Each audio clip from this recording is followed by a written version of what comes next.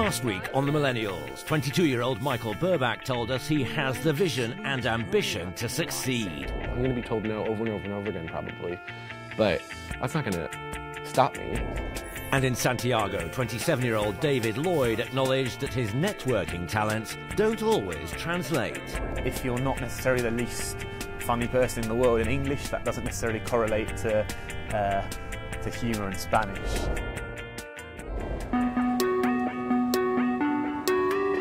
Language shouldn't be a problem today because David is back at home in London. And in true millennial style, he isn't here to see the family or the sights, he's here to work.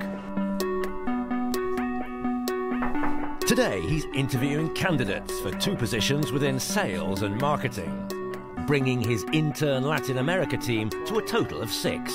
Jay, nice to meet you. It's too much for kind of one person, which is great for like 1 year, but after a while there's kind of a time where you realise that the only way to grow this is to hire really good people. What are you looking to get out of working in a startup? Meeting with his London business partner Lee Carlin at the offices of University College London, David knows exactly what he's looking for. The ideal person would have lived in maybe a Latin American country and London and have travelled to the countries in which we are. The ideal person would speak Spanish. We're surrounded by about 200 startups. He's also testing their enthusiasm for Latin America and looking for expert knowledge of the region. What do you know about the security situation in Colombia, and how would you reassure worried parents? My knowledge of Colombia isn't extensive by any means. I like to think of myself as being quite ambitious. When you say support your parental concerns, How much of a desire do you have to continue with your Spanish learning?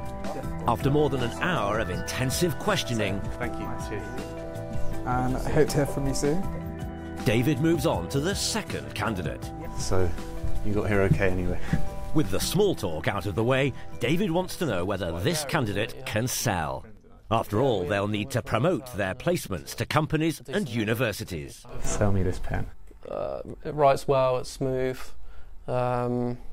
It's Pilots, which is a very reputable brand. It's going to be quite hard to, when hiring people and effectively entrusting someone with responsibilities that you've previously taken 100% care of. But then I'm also well aware that if you don't trust, then you can't hire anyone, and then the thing doesn't grow. It's the way forward. David believes he has a lot to lose.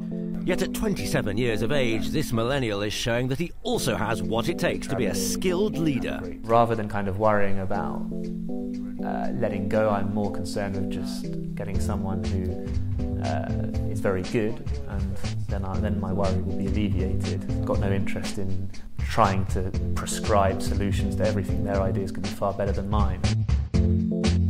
As night sets in London, David is optimistic he'll be able to find the right person to join his team. Now, he has a decision to make.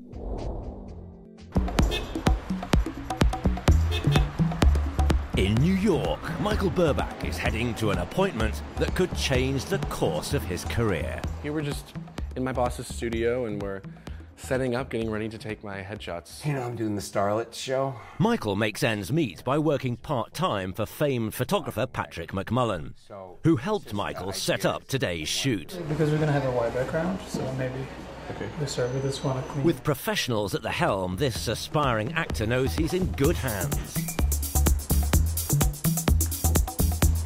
I'm not nervous, it's just like a lot of kind of stress thinking about it, but I'm excited for it. But thinking about how like this one image could like change so many things. As Michael knows all too well, headshots can make or break moments in an acting career.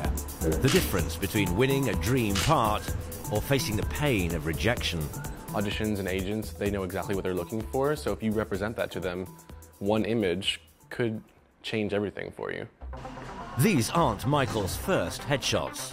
He had a set done a few years ago, but a lot has changed since then. My look has definitely changed. I mean, I used to just be like a simple kid from Iowa, and now the city's definitely influenced me. All my training in the theater has influenced me, so I'm definitely like a whole new person.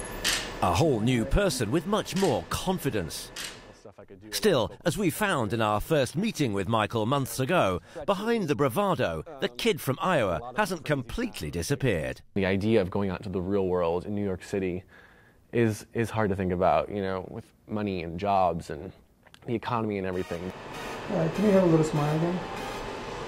Fear of the future aside, Michael is the quintessential millennial, carefully plotting his next career move. I'm definitely going to get a website for myself and be on actors' websites, just because in this business, things don't fall into your lap. You know, if you want it, then you have to go and get it, and you have to keep knocking on doors until someone listens to you.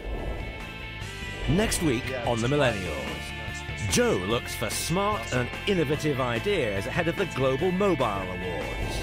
And in Johannesburg, Millie hopes that a glamorous magazine launch will help her launch her own brand.